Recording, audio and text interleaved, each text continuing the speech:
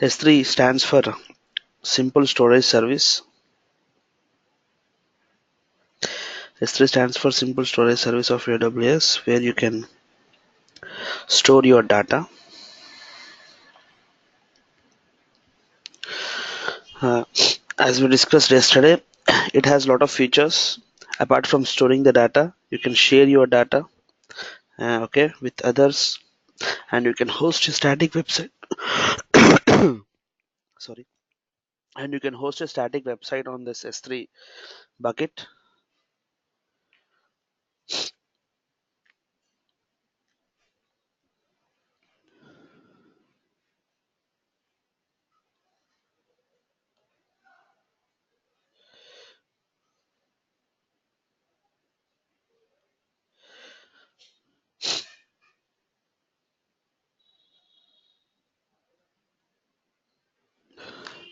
Now we today will see the feature of how we host a static website on the bucket. Okay, in order to host a static website, first you have to log into Amazon Web Services console.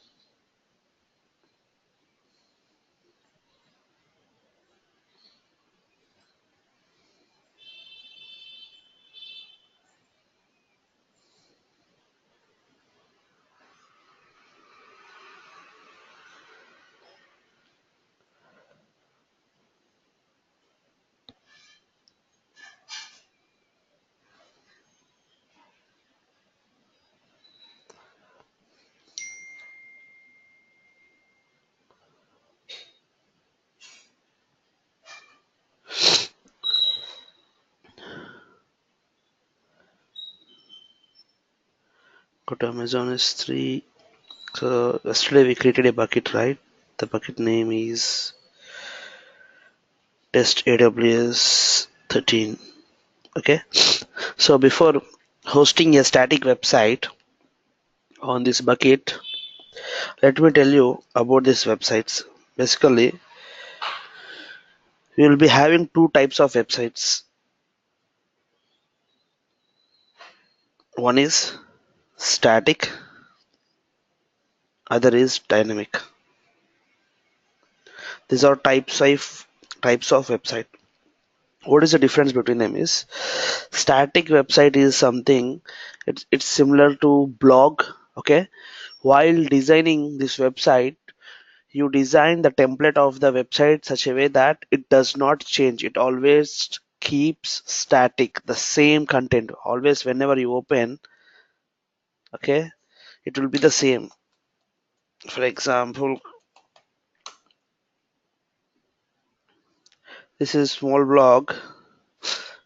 How many times I open, the content would be the same. Okay, until unless the site owner do changes on this from in the source code. Okay, and this is static content. Other thing, the dynamic content website is something similar to Facebook. Okay, on the dynamic content website you'll have both the static content as well as the dynamic content also. For example, Facebook, when you open Facebook, on the Facebook page you'll find some static content that keeps same, it doesn't change, and you find some dynamic content. For example, the likes, for example, you uploaded some photo on the Facebook, so people uh, like it by clicking on the button, so you can see that the count of that likes or the comment changes. Okay, the count number 1 2 3 4 5 6 likes, that is the dynamic content of your website. Those dynamic content of your website will be stored on the database. Okay guys, the dynamic content of the website always stores in the database, not on the web software, website software. The website software is designed only to store the static content. Okay,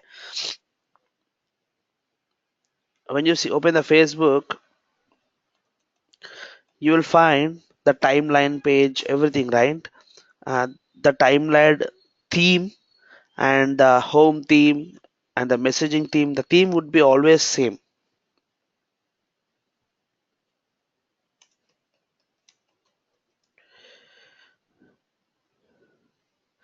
Here the timeline theme, these themes would be always same. Only what it changes actually is that content in it, like the blog, the post, the like number, the comment. Okay, these regularly changes. So on this website, these are dynamic content. Okay, the static contents are the theme. You can see that here the blue color, the Facebook logo doesn't change.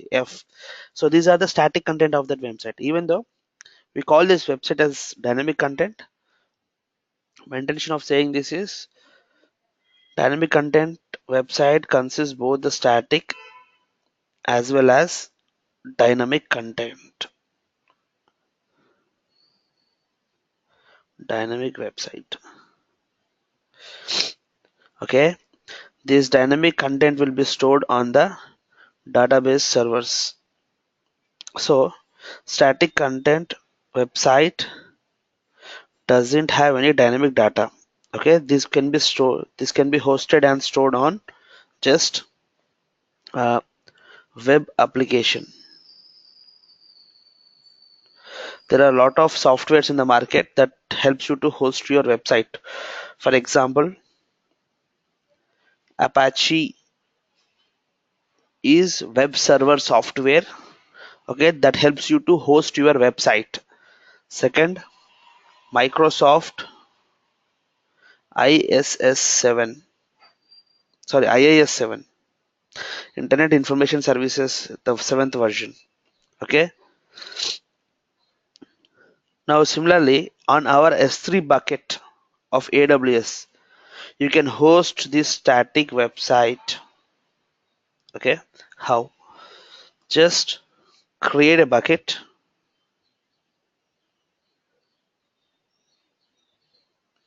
I created a bucket yesterday. Click on the bucket. You have to make that bucket as a public. Okay. And you have to enable the public website hosting on this bucket. So whatever the content, whatever the source code of my website I'll keep on this bucket will be served to this all the internet. For doing that, click on this bucket, go to the bucket properties. Here you can see the option called static website hosting. You have to right now it is in a disable mode, you have to enable it. Just click on this and then here use the buckets to host a website. Enable it. That's it. While enabling on the bucket, you have to specify the home page and error page of the website. Guys, every website you design, every website what the developers design, the website will have for sure one home page and the error page. Those pages you have to define here. For example, I have a source code. Let me show you. I downloaded one sample source code of website.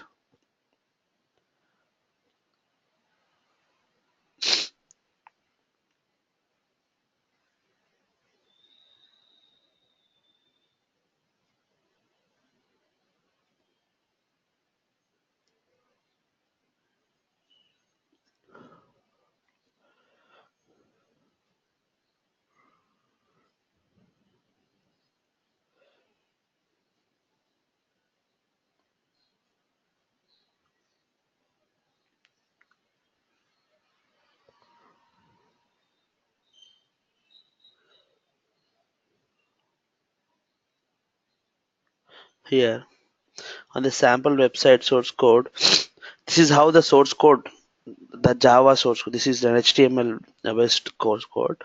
Here you can see index.html is my website's homepage. So I have to specify the name of that index.html. So whenever somebody clicks on my website, the URL of this bucket, it calls the index.html file. Okay, it calls the index.html file. Now the index.html file will call all the other files on the source code.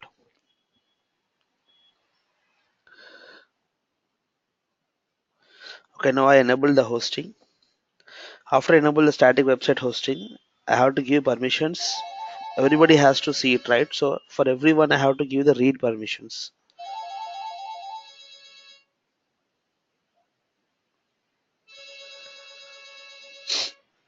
I'll go to bucket policy.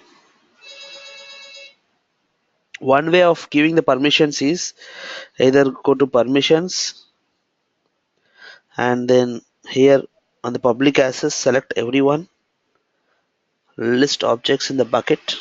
Objects is nothing but the data in the bucket. Okay, just save it.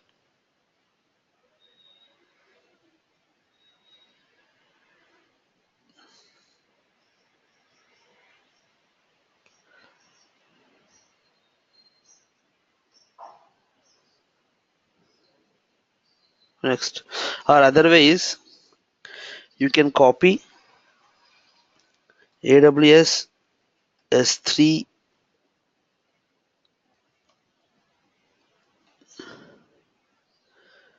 static website policy. When you Google it, you will find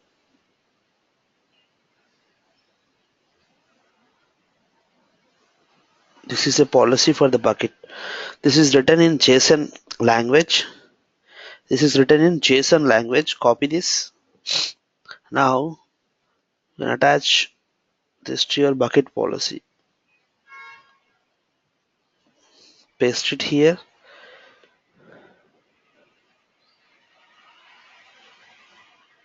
What does this mean is I am allowing everyone get object. Get object means somebody from outside, if they are trying to get the objects, access the data on AWS S3 bucket. So I'm allowing everyone effect allow what on S3 bucket to get the objects. That's it. Which bucket? Every bucket will have a unique ARN number, and my bucket ARN was this followed by this is a pattern. ARN stands for Amazon resource name. I told you on Amazon everything is resource. Even the S3 bucket is resource. Here I am specifying resource AR in Amazon resource name of AWS. What is that S3 bucket and what is the bucket name? Test AWS 13. I'll replace it with test AWS 13. That's it. Slash star. After that, whatever in the bucket, okay, I am allowing it to get the objects to everyone, data to everyone. That's what this policy says. Save. Okay. Now we have given. Now, if whatever I upload in this bucket, now let me upload some website in this bucket. This is the right source code of the website. I'll upload this source code to my bucket. Just upload. After uploading this, go to the bucket URL and click on it. Now you'll get the website. This is the bucket URL. Sorry, where is that bucket URL?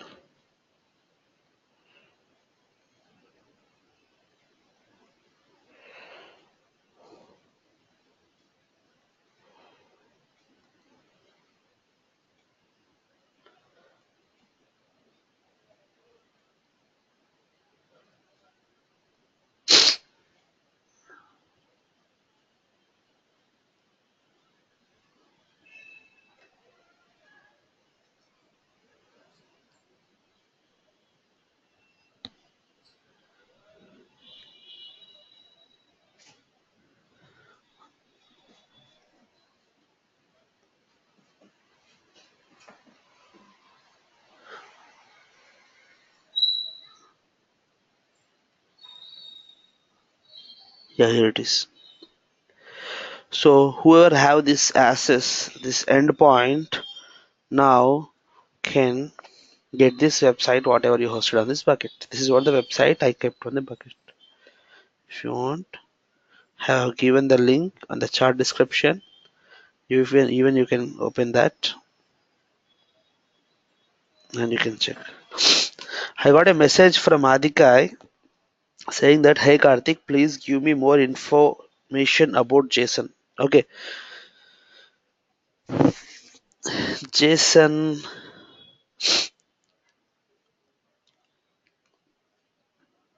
on the back end of AWS Amazon Web Service. Assume that this is AWS. So one way of communicating with Amazon Web Service is through console. Okay. Now what I am doing, I am opening a browser, logging into that, and I have a beautiful user interface, graphical user interface, which I can see from my eyes. Okay. Everything, sign in, click. I am following up all the clicks and I am performing my required actions with AWS. Okay. The other way that you can interact with Amazon Web Services is one is through graphical user interface GUI through console. The other way is through API, application programming interface. API stands for application programming interface, or SDK, software development kit. Software development kit, or through CLI, command line interface.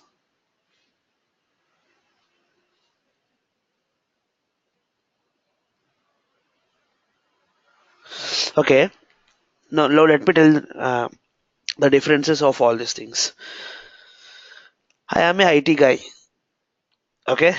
Now what actions I can do with AWS? One is launch the server, configure the server, deploy the code on the server. This is what the actions only that I can do with as an IT administrative guy, or create a network, this kind of things. For that, either I can do it from my console, okay, or I can do it from my command line.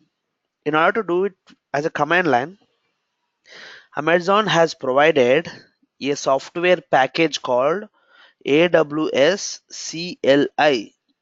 CLI stands for command line. You have to download this software package AWS CLI and you have to install it in your system. Okay, right now I have downloaded that AWS CLI in my system.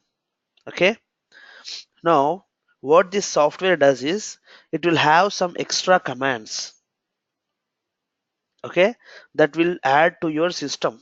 This software will add an extra commands to your system. What commands? AWS commands, so that whenever your system is trying to communicate with AWS, the AWS should understand, okay, this guy is, if he writes some command like AWS EC2 launch, it means that, okay, my console, basically every system will have a native command line, right? CMD. Okay, this is my native command line. If I want to list all the files in my command, I'll type list. Okay, here not it is. Change the directory to C. Okay, and what is the command to list all that files in this Windows? Adikai? dir. dir. Okay. Yeah. Okay, I'm not much familiar with this Windows.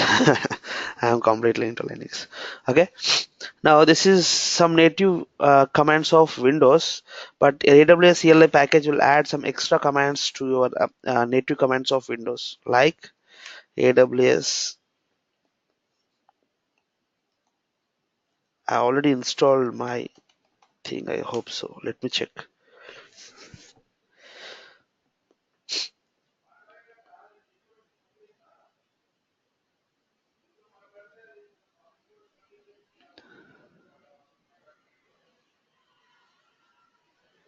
Yeah, I already installed that AWS CLI software in my system. That's the reason it is saying when I type a command AWS version, it is given that, hey Karthik, AWS CLI 1.10.47 version you have installed on your system.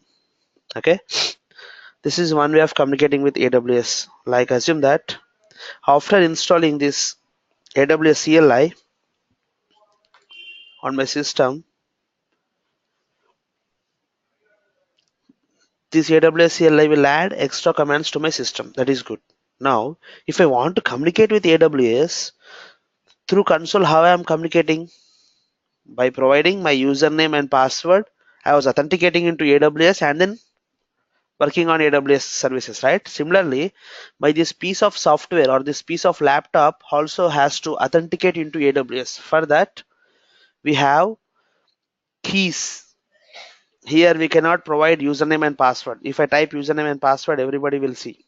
Okay, so AWS will provide keys for authenticating into AWS via CLI or API or SDK mode. Okay, for a user to authenticate into AWS, one way is through username and password. The other way is through keys. If that user is trying to authenticate via API or SDK or CLI, the keys will have two keys actually. One is secret key and the other is access key. Access key is nothing but like a username. Secret key is nothing like a password. Okay.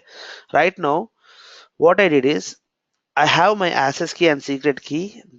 After installing this AWS CLI in my system, I have configured this access key and secret key to my AWS CLI software. How? By typing a command called AWS configure.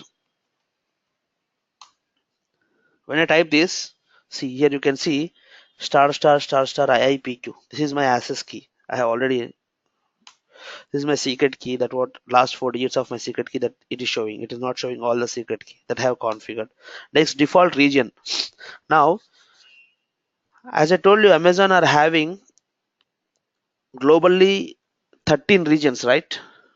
So now my computer has to make, I have to make my computer as one of the default region. So whenever I run command, automatically by default it has to execute that command on that particular region. For that, I have chosen Mumbai. AP South is the region name given by Amazon for his data center to Mumbai. Why? Because Mumbai is located near Asia Pacific. AP stands for Asia Pacific Ocean. Mumbai is located near Asia Pacific Ocean on south side. That's the reason Amazon has named it as AP South. Now output. Whenever I run the command, some command, the command, the AWS will reply back, right? So how you want to see that reply back? Either in JSON format. Okay. Now AWS CLI will support three types of outputs. One is JSON, the other is text, okay, and the other is table. For example, let me run some command and I'll see the output. Output format I kept it table. Okay, this is what how I configured my AWS CLI. Now let me check AWS EC2. I'm calling AWS and I'm calling a service called EC2. Describe instances list.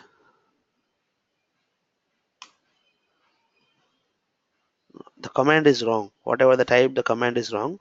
Now I can see AWS EC2. I don't know what the command next. What I'll do hyphen hyphen help. This gives what would be the expected.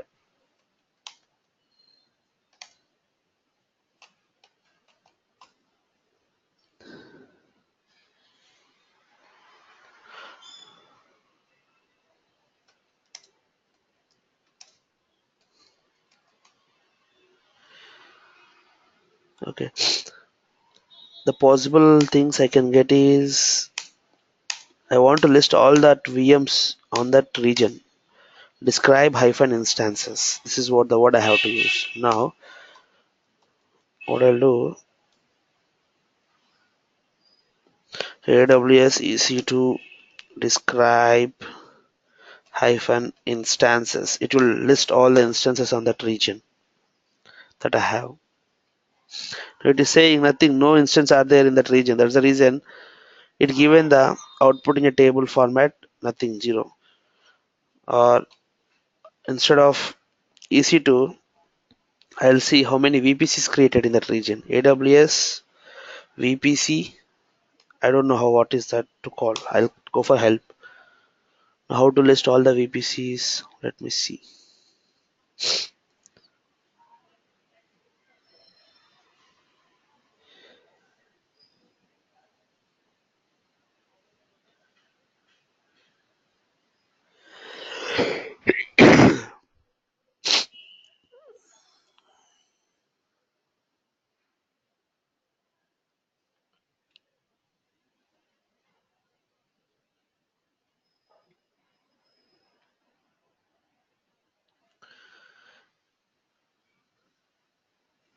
Or I can list all the IAM users. AWS IAM help. IAM is a service where you'll create users of AWS. What is delete get list hyphen roles hyphen users? Okay. Now let me list all IAM users. AWS IAM list hyphen users. It will list all the users of my IAM. In which output format, table output format it has to list. See, you can see that it has listed for my AWS account. Okay, I have a user called basudka.karthik. I have a user called iftakhar at the rate techmarksolutions.co.uk. I have a user called iftu, moiz, raju, test case. These are all the different users that have in my AWS account. If I want to change the output format into different thing, hyphen hyphen output is equal to, now I can go for text. There are three output format AWS CLI shows, right? Now it is showing in text format, plain text. Okay, Basudka Karthik Iftakar. If I want to see it in different format, what is the other format? JSON. It will show in JSON format. Okay. My intention of showing this is to you guys is that apart from AWS console, we can even communicate with AWS via CLI also. Okay. For that, you need to learn the JSON programming language, or you should be familiar with the command lines of AWS CLI. The command lines of AWS CLI you can learn from a beautiful documentation of AWS provided to you. AWS CLI commands document.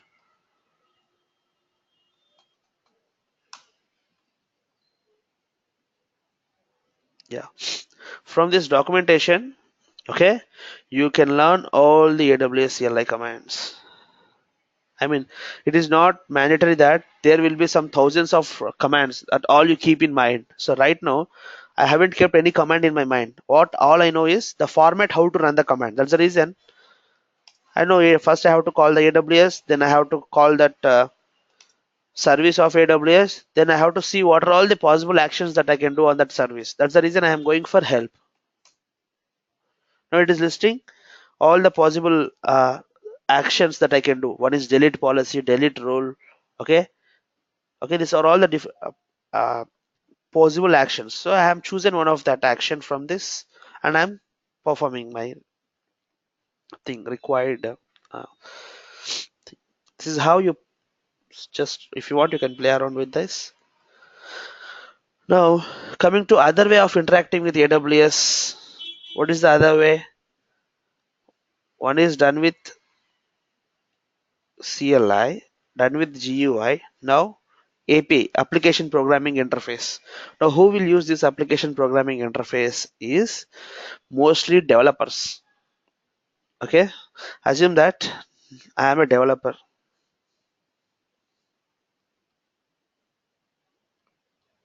I am developing some product in Java. Assume that I am a developer and I am developing some product on Java. Now, I am developing a e-commerce website like Amazon.com, Flipkart.com, like that I am developing. Now, on my e-commerce website that on my product that I am developing, on my login page of that product, whenever somebody log in with their username and password, okay, the OTP has to be generated to their mobiles and their emails. This is what my requirement. Okay. Now for that, what I can do on my e-commerce website login page, whenever somebody tries to log in with their username and by provided password, it has to generate an OTP one-time password and it has to send that to your mobile, SMS or email. This is all happens on your bank applications, right? Whenever you log in with username and password, it also generates an OTP. We call this as multi-factor authentication. Multi-factor authentication. MFA stands for multi-factor authentication. One factor you are authenticating is by username and password. The other factor you are authenticating is through OTP. Now this is similar as kind of thing I am developing in my e-commerce website. Okay, I have product Java written. I have code written in Java. Now sending SMSs. How my Java code can send SMSs to Airtel vendor in the market from Airtel tower to how it will get to my mobile? For that what? My code has to communicate with my Airtel service provider for sending the SMSs. Okay. For that doing, there are some third party vendors in the market who will help you for fulfilling this requirement. So these third party vendors in the market, what they do is they will tie up with this Airtel service provider, BSNL service provider, all that SMSs mobile service providers. Okay. And whenever you call the third party, it will send the SMSs to your mobile number with, okay. For that, with our Amazon S3, sorry, for our Amazon, we had a service called SNS, simple notification service. So how it runs is, let me tell you, this is your code. Your code has to communicate with our AWS SNS service. Okay, your code has to communicate with our AWS SNS service. Then AWS SNS service will send an SMS to your customer mobile. Now here you can see in the scenario, your code is trying to communicate with one of our AWS service SNS. Means your code is nothing but this is written in some programming language Java, right? So API stands for application programming interface. Now your code, your programming language Java, your application Java is trying to communicate interface is interfacing with my service called SNS of AWS. That's the reason I call it as application programming interface. What is the application here? Java application. Okay. Your program is trying to interface with my AWS SNS. This is one way of interaction that you can make with our AWS also. I'm just given an example here. Okay. So for that also you required access key and secret key. For this also you required access key and secret key. So what happens on the source code, you cannot write username and password. Okay. If I write username and password, what I do, people like people smart guys, what they do is let me open some website for you and I'll show you. Flipkart.com. I'll open flipkart.com and then I go to login page. Okay. Now I want to see what is the backend code that is serving this website. So for that, what I do, I'll go to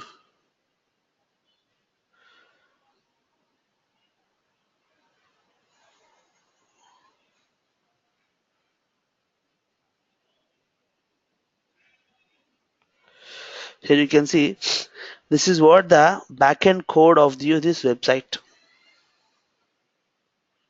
Okay. Now people can see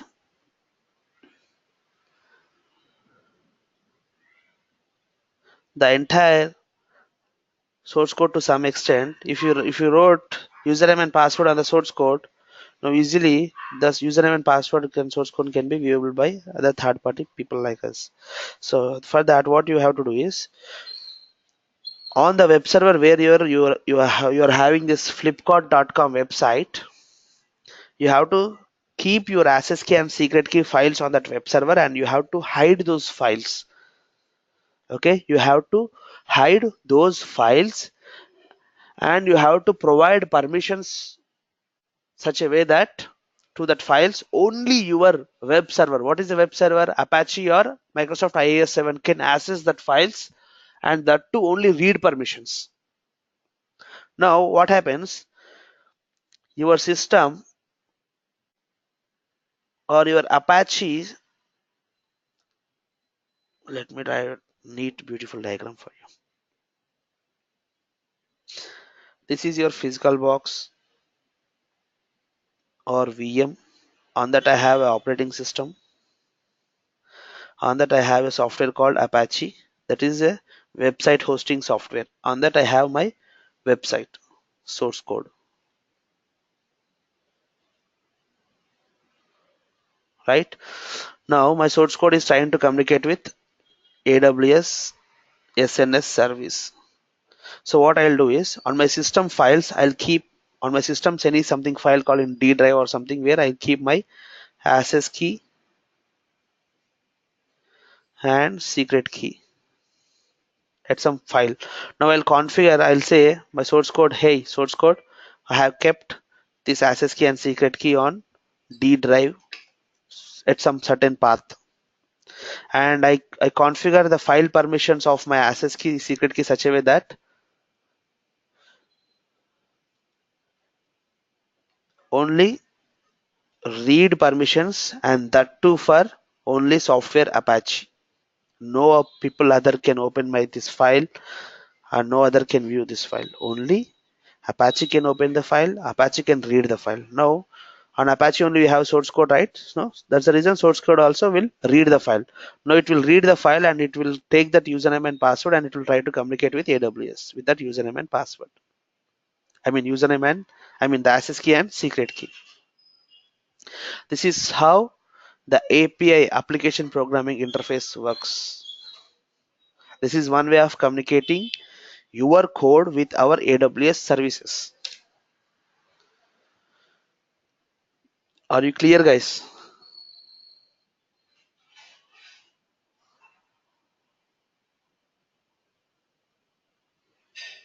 Tattu, are you clear?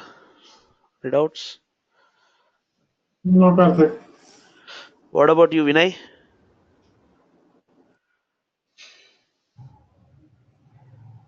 Raj, Vinay.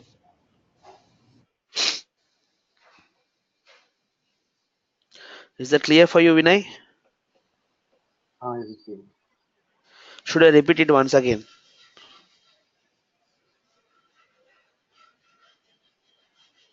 Okay.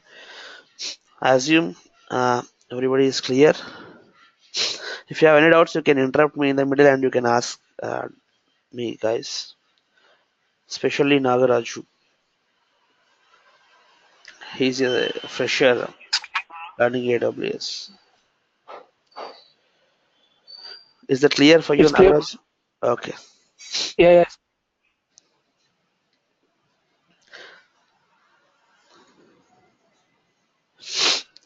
So one way we have talked about AWS CLI. The other way we have talked about API. Now the third one is SDK. SDK stands for Software Development Kit. What is this? Now this is also will be used by developers only. Developers where they write this code, Java code on Eclipse software called, I don't know I have Eclipse or not. Yeah, I have a code Eclipse. Sorry, not code, the software Eclipse. No, I didn't. Okay, I have to download this again, Eclipse software. I don't want to show this all this guys, and I don't want to waste the times. I'll just tell you in theory.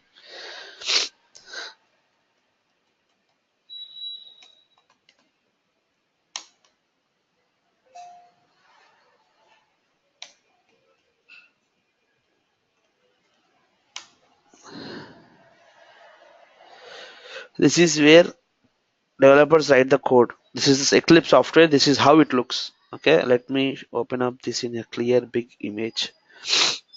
Okay, where they'll write the code and everything. This is one software called Eclipse.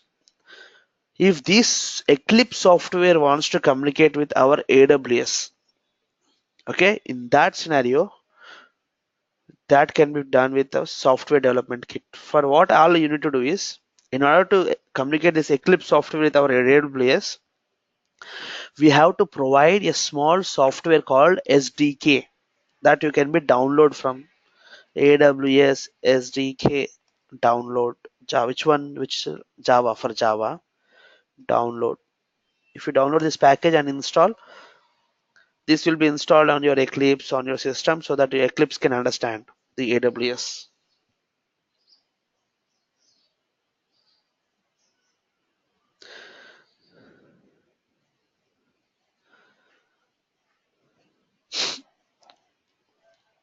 Okay, this is how it works.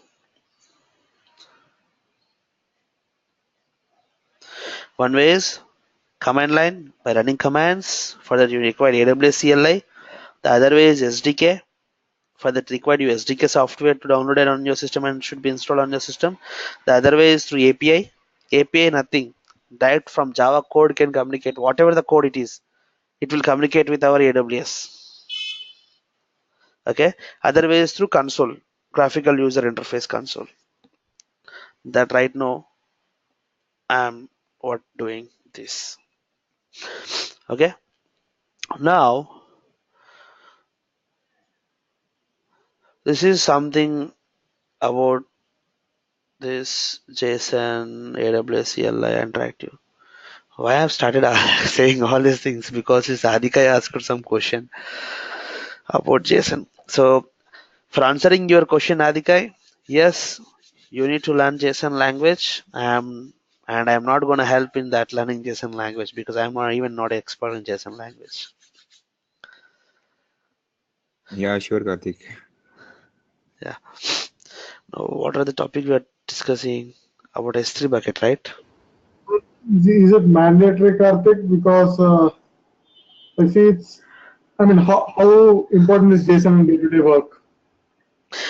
Uh, the other possible language I can say is it's like if you are a developer and you're trying to communicate with the AWS, assume that if you are a Java developer, yes, even you can communicate with the Java code also.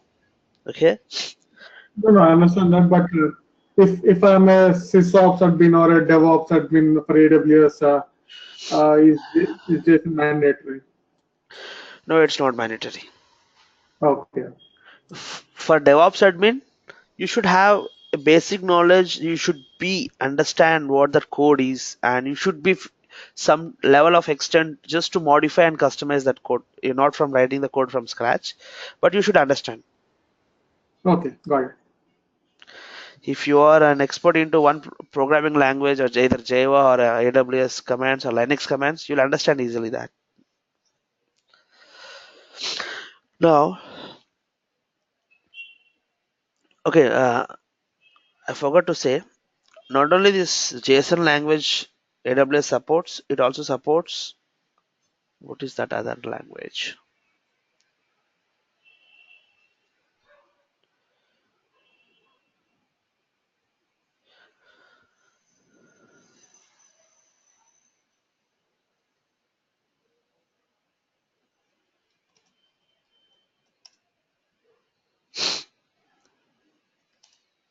YAML also. Sorry. Even AWS can understand YAML language also. Okay. YAML is a different. Nagaraju has a chart. Is there any syntax particularly for that? Yes, guys. You can learn all the syntax information, everything from this documentation, whatever I provided. I told you go through this command, right? Here you can find how this AWS CLI works, how this YAML and JSON, all the syntax will be given under this. Just go through this 94 pages of documentation. Don't feel it's 94 pages, it will be very difficult. It is very easy. Okay, just have a look at this.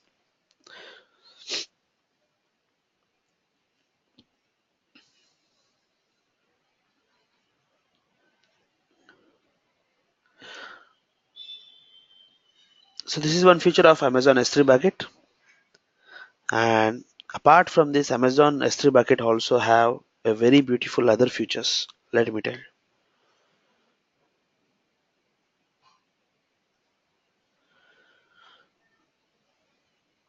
You can enable versioning on the bucket. Okay, even you can enable the versioning on the bucket. What does this versioning mean? Assume that I have uploaded one file with some content. Okay, that file will be shared in bucket as version 1.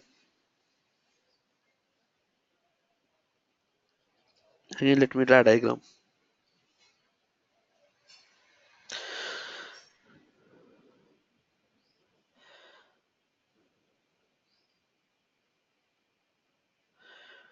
This is my AWS S3 bucket, right? On that, if I uploaded some file test.txt with some content, hello. If I uploaded this to Amazon S3, it will be stayed as version 1. When if I enable the versioning on my bucket.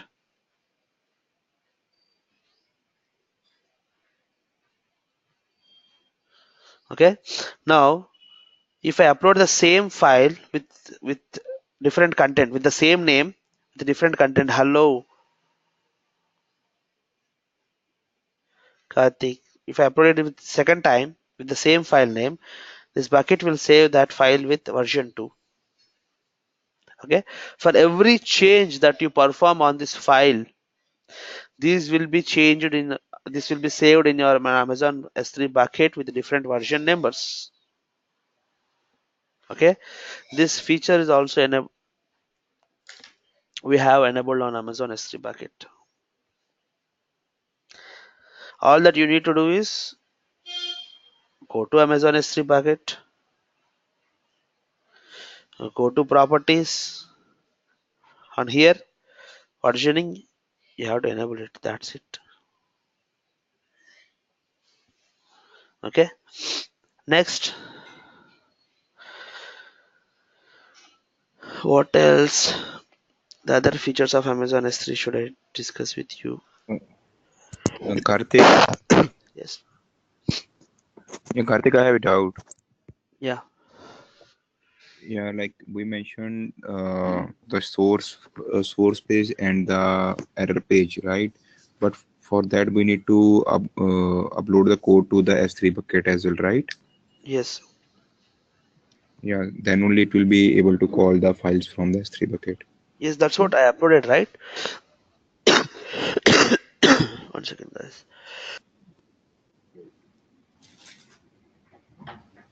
First, what I did is after creating a bucket, I enabled that bucket into static web hosting, and I given a policy on that bucket saying that hey, whatever the contents from now on I upload onto the bucket, make it public. Public in sense everybody can read it. That's what I have written in JSON, copied and pasted on bucket policy. Then Okay. I have uploaded my website source code into the bucket. Okay, so and then it provided a URL. From that URL I was able to get it. So sometimes people what usually do is they create the bucket and they upload the source code. After they enable this static website on that bucket, and then they'll give the permissions. Okay, by doing this Okay. way what happens, the bucket does not, the objects before whatever you uploaded on the bucket, that does not get the permissions, okay, of this bucket permissions on that objects. So after enabling the policy on that bucket, from that time on whatever you upload the objects, for that objects those bucket permissions will be applied. Are you getting me, guys? Before whatever the objects that are in the bucket, for them the object the permissions, bucket policy permissions will not be applied. It is like I can say the best word is Amazon S3 bucket policies or time-based policies. From the time when you enabled, from that time it will work on the objects in the of the bucket, on the objects of the bucket. Remember this.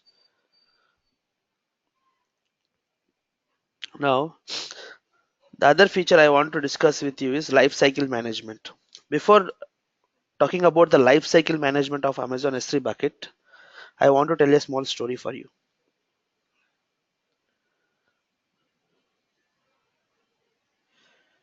Lifecycle management of S3 bucket, right? On Amazon S3. So, guys, with Amazon S3, what is the type of storage? It is the object storage, right? Again, on this object storage of S3, there are three types of how you can store your data. There are three types how you can store your data. One is standard storage, the other is frequent access storage, the other is infrequent access storage. So what people do, they upload all the files into Amazon S3 bucket. Assume that these are all the files or data. You'll upload it to Amazon S3 bucket. Now, after uploading into Amazon S3 bucket, some files you frequently access it. Some files very rarely you'll access it. Some files you'll access it in a standard way, like daily once, twice. That's it. Okay. Some files frequent means for a day per hour you'll access it like 300, 400 times. Some very infrequent. For 1 year also you won't access it. Like for once in a year you'll access that file. Okay. So that's the reason Amazon has categorized the storage types on Amazon S3 bucket into three types: standard, frequent, and infrequent. Standard means normal, frequent means above normal, infrequent means below normal. Okay. Now, after uploading that files on the Amazon S3 bucket into any one storage, okay, Amazon S3 supports standard storage and infrequent storage. Amazon S3 bucket supports standard storage and frequent storage. For supporting this infrequent access storage, we have another service with AWS called Glacier.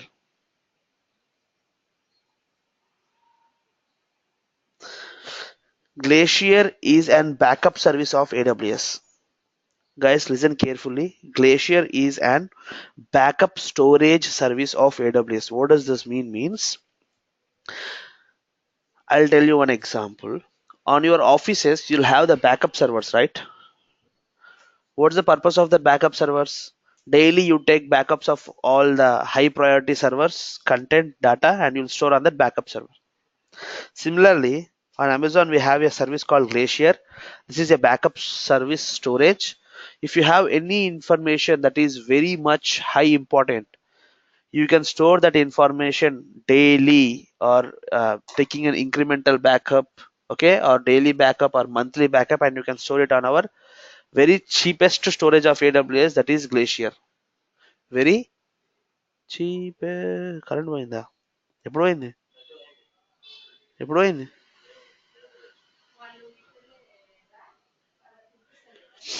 పోయింది.